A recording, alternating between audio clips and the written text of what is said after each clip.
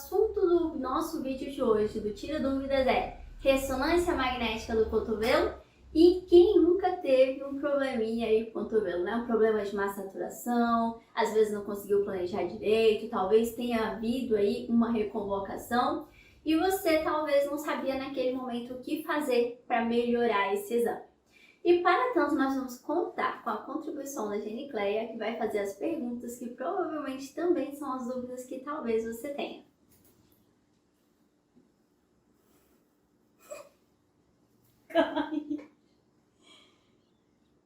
Esqueci. Porra, tu esqueceu o teu nome? Esqueceu de se apresentar?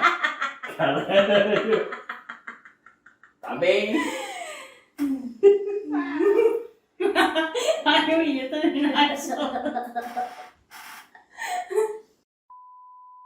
Fala galera, tudo bem? Me chamo Genicleia. Hoje estou aqui mais uma vez para tirar algumas dúvidas e possivelmente tirar as dúvidas de vocês também. Um exame que não é tão difícil quando você aprende onde começa e onde termina. Você vê que não é uma coisa de outro mundo, mas que algumas vezes deixamos de observar certas coisas e acabamos pecando ou escondendo algo que tem ali e não conseguimos ver, né?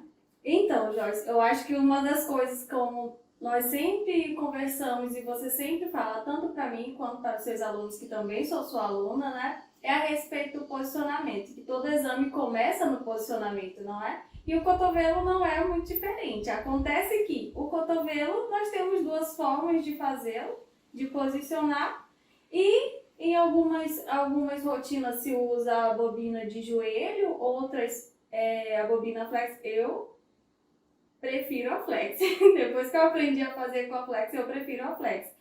E eu queria que você me falasse qual a diferença de um exame para o outro. Eu sei que o conforto do paciente vem em primeiro lugar. Se você tem o conforto do paciente, você tem um bom posicionamento, você tem um bom planejamento, né? Porque o paciente colabora muito. Então, realmente tem algumas formas de estar fazendo esse exame, de estar posicionando esse paciente. E realmente essa questão do posicionamento é uma questão que eu levo muito a sério. Eu acho que é um dos pilares de um exame bem feito, né? A gente sempre vem falando aí sobre os 5 passos de uma ressonância magnética bem realizada. E uma delas realmente é o posicionamento. Porque, como eu sempre digo, não há um planejamento perfeito no mundo que consiga resolver aí um posicionamento mal feito, um posicionamento ruim. E aí, uma das coisas que a gente tem que levar em consideração, quando a gente vai falar de conforto do paciente, é que quando você posiciona o paciente deitado, em decúbito dorsal, ou seja, de barriga para cima, com o braço ao longo do corpo, você favorece, claro, essa questão do conforto, ele fica mais à vontade, fica mais tranquilo. Ele conseguir passar mais tempo ali naquela posição, né? Dá para ele passar mais tempo nessa posição. E aí, uma das vezes que a gente consegue fazer isso é a bobina flex. Então, aqui a gente tem uma bobina flex de 8 canais, a gente tem uma flex pequena, né, que é a nossa 40, uma flex média, que é a nossa 50, e uma flex large, que é uma flex maior, que é a flex 70. Essas bobinas, elas realmente têm um sinal muito perfeito, muito bom, né? Tem uma razão, sinal ruído legal, traz um contraste de imagem muito bom também. E a gente precisa lembrar dos desafios que este posicionamento traz também, porque nem tudo são flores.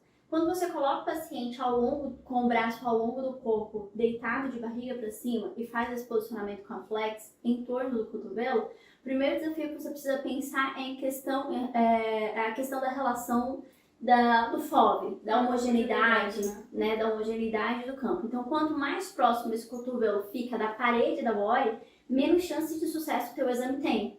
Então, quando você pega aquele exame que está distorcendo ali o final do FOV, mesmo que seja um FOV pequeno, não satura. Quando não satura, quando parece que está faltando uma borda, está arredondando ali no final, né? Ou tira um pedacinho, né? Tira um pedacinho, ou ainda quando o exame está muito ruidoso, quer dizer que esse paciente está muito fora do isocentro. E aí a principal preocupação de quem defende o posicionamento do paciente com o braço para cima, posição de Superman, como você falou, é justamente essa, que você consegue trazer a estrutura anatômica para mais próximo do isocentro do equipamento, favorecendo uma melhor homogeneidade, favorecendo a maior razão sinal ruído, mas tem como fazer mesmo pacientes maiores nessa posição. Aqui a gente faz sempre que pode o paciente deitado de barriga para cima com o braço ao longo do corpo. A a não ser, é claro, que seja um paciente muito gordo e não tenha como deixar o braço mais distante da body. Para quem trabalha com a máquina da GE, que tem um body maior, a body dela é maior, dá para fazer tranquilamente, né? Porque o paciente mais fortinho fica ali confortável. O nosso... A nossa body é uma body de 50, então apresenta de fato alguns desafios.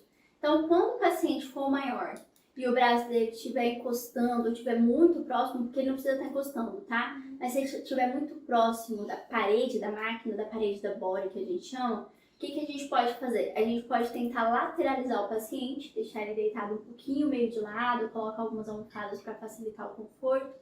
E você eleva o braço contrário acima da cabeça, porque esse espaço do braço que fica aqui ao lado do corpo você ganha. Você ganha para empurrar ele para o lado contrário e trazer o cotovelo de interesse mais para o centro da mesa. Então a gente consegue fazer isso daí. E outra coisa, a bobina flex, pelo menos a nossa, ela tem um alcance de sinal muito bom. E aí você vai enfrentar alguns desafios, como por exemplo, artefato de dobra. E para evitar que você tenha que mostrar o abdômen junto com o cotovelo, é importante você separar o braço do paciente com uma almofada. Ter uma distânciazinha ali para você conseguir selecionar o FOV adequado. E aí depois essa questão de fase, frequência, de artefato de dobra, a gente vê na hora do planejamento. Falando em almofada, Joyce, todas as vezes que nós vamos fazer o posicionamento e fazer o exame com a bobina flex, a gente precisa elevar o braço, deixar ele um pouquinho angulado, o antebraço, né? Para dar aquela pequena angulação. Por quê dessa angulação no cotovelo? Quando você vai fazer o posicionamento do cotovelo, mesmo que seja numa bobina de joelho ou numa outra bobina, quando você faz uma hiperextensão, você causa aqui uma espécie de enrugamento ali no tendão do tríceps, que fica parecendo, pode ficar parecendo, na verdade, que o paciente tem uma ruptura parcial. Então, quando você dá uma leve flexão de 5 graus, nada muito exagerado, é uma coisa bem pequena mesmo, então tá super estendido assim. Aí você pega uma flexão e coloca uma almofadinha aqui na mão só para dar uma flexãozinha de 5 graus, você estende esse tendão do tríceps e você demonstra pro médico, olha, tá ok, tá tudo bem aqui, entendeu? E aí o médico não fica em dúvida em relação àquilo, talvez ele não peça para reconvocar e fazer um wave, por exemplo, para ele ver como é que tá aquilo ali, entendeu?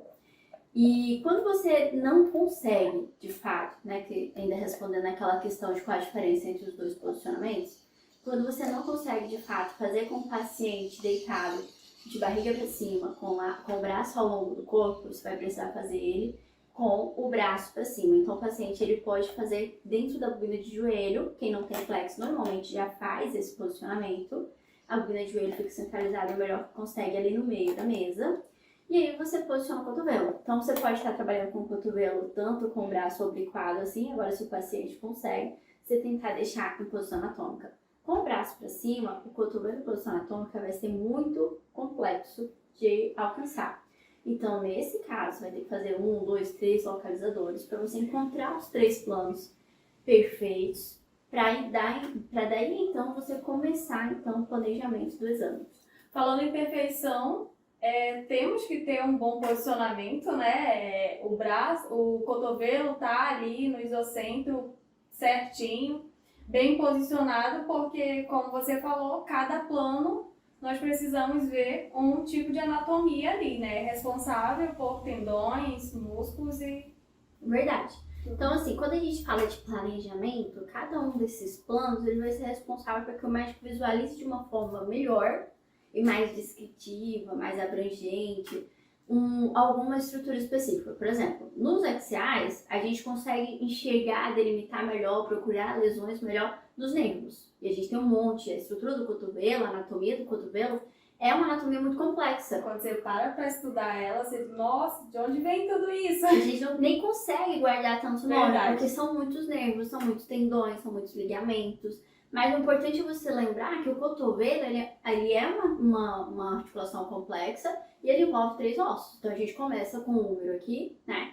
E aí o húmero ele vai articular de um lado com o rádio, do outro com a una, e a gente vai ter uma série de ligamentos ali, né?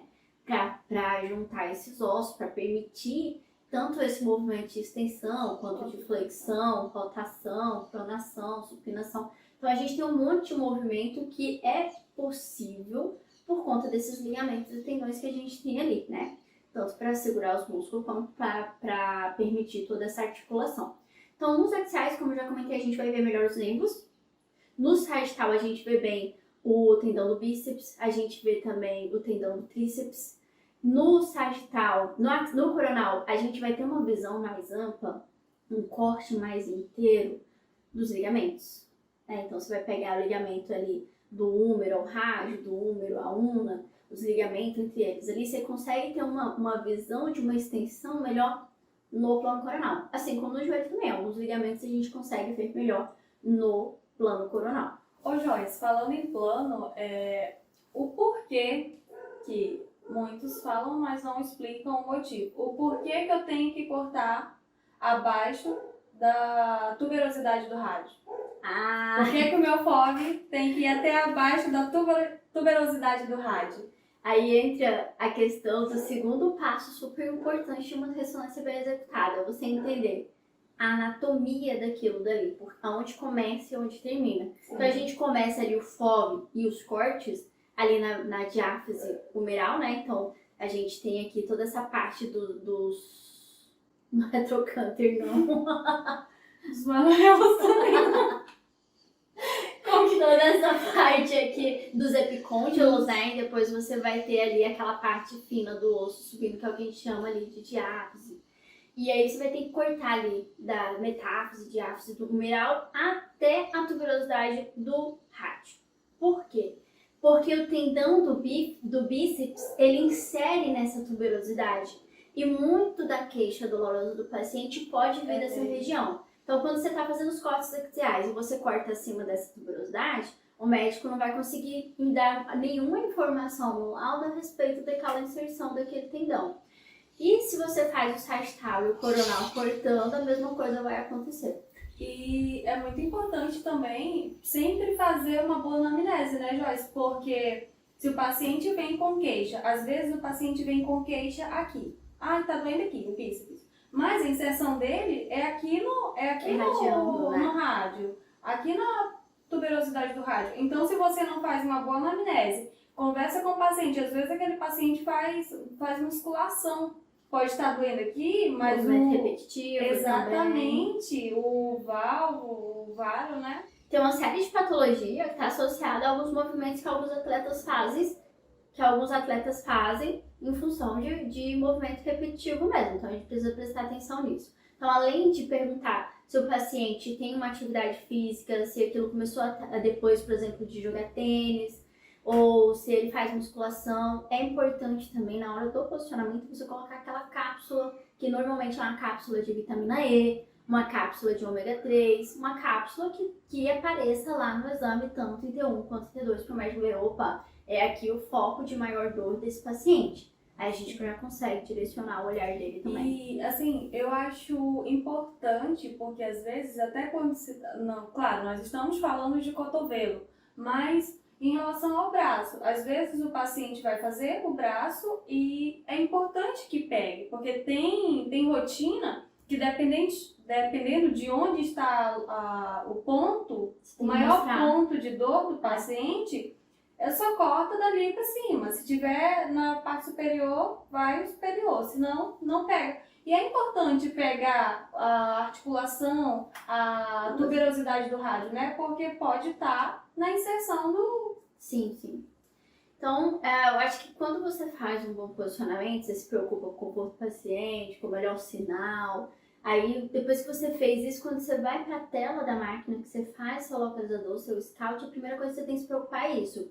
Você olha já no seu localizador se o posicionamento da bobina em relação à anatomia que você está querendo ver, ela está atendendo às necessidades do paciente. Se não está, você precisa reposicionar. Às vezes puxar a bobina um pouquinho para cima, um pouquinho para baixo, mas centralizar aquele sinal ali. Uma dica que eu sempre dou e que eu faço também é o seguinte: a gente usa bobina flex. Então eu peço o paciente para flexionar um pouquinho, eu consigo identificar o centro da articulação, e aí aquilo ali eu coloco bem no meio da bobina, e depois eu enrolo e fecho. Outra coisa que prejudica e pode gerar artefato é você esquecer de fazer o acolchoamento. Você tem que colocar uma espuminha, uma buchinha entre a bobina e a pele do paciente. E isso faz muita diferença, né, Joyce? Até quando você esquece de colocar e interfere até no posicionamento do paciente, porque se o paciente tem um tipo de espasmo muscular, se você está bem acolchoado, você consegue conter aquele movimento, não é? Não sei se a gente conseguir conter o espasmo muscular, porque ele vem em função das mudanças repentinas ali dos gradientes, das amplitudes do gradiente. Mas, por exemplo, se o foco doloroso dele é aqui na região da cabeça do olecranon, se é ali na inserção do tríceps, a gente acolchoando, a gente já deixa esse paciente um pouco mais confortável também, entendeu? E outra coisa, se você não coloca e ele já está mal posicionado, a chance de você ter um exame com má supressão é muito grande, entendeu? E aí você vai começar a ter um problema que você vai tentar corrigir lá na execução do exame que você não vai conseguir corrigir. E normalmente essa distância é tipo de 1 centímetro que eles pedem para evitar aquele artefato de hiperbrilho, né? Que aí quando você coloca o filtro lá, o PIR, o SKIC, sei lá, o Clear, né? O Purscam Normalizer, você vai ter você acaba tendo uma eficiência melhor desse filtro também, porque não tá tão brilhante a ponto de o filtro não conseguir corrigir aquelas diferenças de homogeneidade na imagem. Só que aí é um conjunto, né? Se não estiver bem posicionado com a buchinha, não tem como o filtro fazer milagre, não é? Eu já percebi que quando a gente coloca a buchinha, o desempenho, eu percebi, tá? Não foi uma coisa que eu li e tal. Mas eu já percebi que quando a gente faz um bom posicionamento, que a gente acata todas as regras e instruções que a gente inclusive recebe na aplicação, no manual, eu tenho um desempenho melhor também do filtro. E em muitos lugares não dão tanta importância a isso, né? É que às vezes falta um pouco de informação em tá relação à importância daquilo dali. Às vezes a agenda tá lotada, tá atrasada, aí você quer fazer rápido e vai comendo algumas coisas no processo. E aí é onde você começa a ter problema de imagem e aquela pseudo-redução de tempo vira um atraso maior, porque você vai ter que repetir uma sequência, vai ter que ir lá mexer com o paciente. Eu aprendi que na ressonância não adianta você querer pular fases. Você vai demorar um pouquinho mais, vai demorar, mas você vai fazer todas as fases. E uma coisa que a gente tem que lembrar e levar em consideração é que, além dessa falta de informação, talvez a pessoa chegou no serviço, o serviço já estava funcionando, ela não teve a oportunidade de pegar uma aplicação, teve que aprender com o colega que já estava lá, aí de repente esse colega passou pelo mesmo problema, não pegou a aplicação, pegou o serviço andando, não aprendeu tudo que deveria. Ou às vezes o colega é meio relapso mesmo, tá fazendo de qualquer jeito, porque dá, já tá desestimulado, então muita coisa pode estar acontecendo no meio do caminho. E muitas vezes o colega nem quer te passar aquilo dali, né? A gente enfrenta esse problema também. E aí eu acho que a saída é cada vez mais buscar aperfeiçoamento, né? A gente tá aqui para isso, para ajudar vocês, porque aqui a gente traz muita dica importante que você não vai ver em livro, que você não vai ver em artigo, que você talvez não escute. A gente adquire algumas experiências com alguns perrengues que a gente passa, incorpora isso da melhor forma que a gente consegue na nossa rotina diária e vai transmitindo para vocês também. E, gente, falando em estar aqui para ajudar, fazer o merchan, né, Joyce? Porque eu faço o curso dela e o curso da Joyce é maravilhoso. Ela tem um curso completo, tem de posicionamento, tem de física que já fechou, né, a turma. E tem o completão. O completão, todos são muito bons, mas o completão tem mentoria. Você tem direito à mentoria. Calma. Realmente, eu acho que os cursos eles ajudam bastante, porque principalmente o curso de posicionamento, ele vem dentro dessa pegada de trazer algumas dificuldades que eu já tive, que eu acabei solucionando de uma forma ou de outra com a ajuda de um outro colega, lendo algum livro, lendo um artigo, ou sofrendo até acertar uma forma de fazer. Eu já venho trazendo essa pegada dentro do curso também. Mas hoje, o total, a gente não vai começar a conversar sobre ele agora não, porque é muita função. Acho que mais uma coisa que a gente tem que falar, para finalizar essa questão pelo menos das maiores dúvidas, é em relação às sequências de pulso. As sequências de pulso, você vai ver que você sempre vai ter ali sequências ponderadas em T1, e sequências ponderadas ou em T2 com supressão de gordura ou densidade de prótons com supressão de gordura. Por que essas sequências bem suprimidas são importantes? Quando você suprime, você elimina ali, esconde, o sinal da gordura, você consegue ver melhor os processos patológicos, você acaba construindo um contraste tisular melhor, principalmente da medula óssea. Por quê? A medula óssea, ela tem um sinal muito alto, porque ela é uma gordura, e o processo patológico que tem água também tem um sinal alto, e aí um esconde o outro. Quando você apaga o sinal dessa gordura, você consegue ver só o processo patológico, inflamatório, infeccioso, que tem ali por conta daquele acúmulo maior de água, ele vai acabar tendo uma intensidade de sinal mais alta em T2. E assim, Joyce, minha agenda tá atrasada, tô desesperada. Eu posso, eu vou tirar essa sequência aqui porque dá pra tirar. Ou não? Essa questão de tirar a sequência é uma questão muito delicada. Normalmente, o que a gente faz? A gente é o operador do equipamento e a gente realiza o exame. Quem escolhe aquelas sequências é o médico radiologista. E ele precisa daquelas sequências porque dentro de cada uma daquelas sequências ele vai ter uma informação importante. Então, no T2 ele tem informação a respeito do processo patológico, no T1 ele tem informação a respeito de anatomia, os gradientes ajudam a identificar corpo solto ali, né, alguma fraturinha, no T1 também. Mas então, quando a gente fala de tirar a sequência, é uma questão que tem que ser vista com o médico radiologista. O que dentro daquelas sequências ali ele consegue dispensar? Porque normalmente ele já fez aquele protocolo dentro das necessidades dele de identificar uma informação. Então, eu acho que não dá para tirar, até mesmo que a gente já comentou. Os axiais servem para ver nervos, os coronários a gente consegue ver melhor os ligamentos, os sagitários a gente consegue ver, por exemplo, o tendão do bíceps. Mas aí, quando a gente fala de sequências dentro de um protocolo, aquele protocolo ele já tem as sequências necessárias para aquele radiologista com aquela experiência enxergar o que ele precisa. Falando em solto, qual a diferença da RM convencional para artro-RM de cotovelo? Na ressonância normal, que é essa que a gente discutiu até agora, o que a gente vai fazer? A gente vai fazer sequências normais, posicionamento normal, e quando a gente faz a artrorressonância, o médico ele vai injetar uma quantidade pequena de gadolínio dentro da articulação.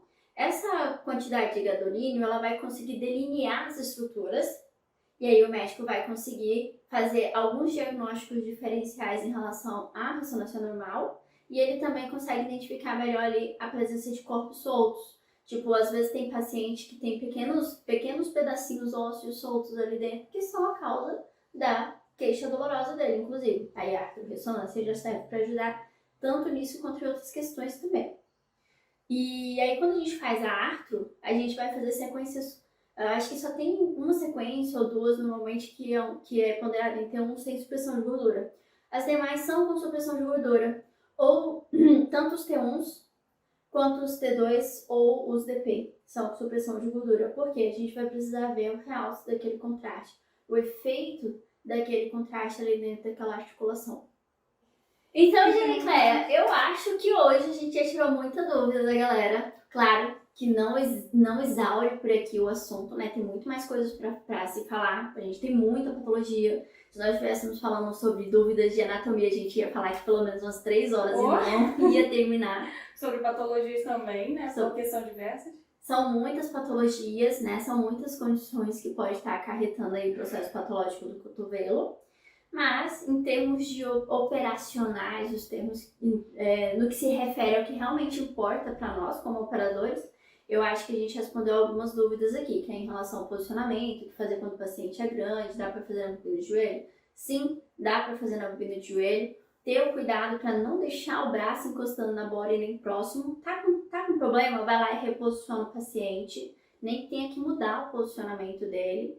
Porque não existe planejamento no mundo que conserte um posicionamento ruim. E às vezes todo o problema que você está tendo lá foi só uma questão de posicionamento. Um pequeno detalhe já ajudava e você não precisava passar por isso. Ou seja, ressonância é fase, né? Se você pular uma, você vai se dar mal ali você vai acabar se dando mal.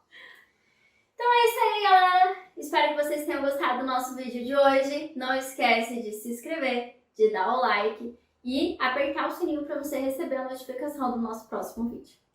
Então é isso, Joyce. Obrigada por mais uma vez e obrigada por estar aqui tirando as minhas dúvidas e as dúvidas dos colegas, né? E, gente, se você ainda tem alguma dúvida, deixa aí nos comentários que a gente vai olhar os comentários e vamos estar aqui novamente respondendo todas as dúvidas de vocês. E pode ser minha também. Obrigada. É isso.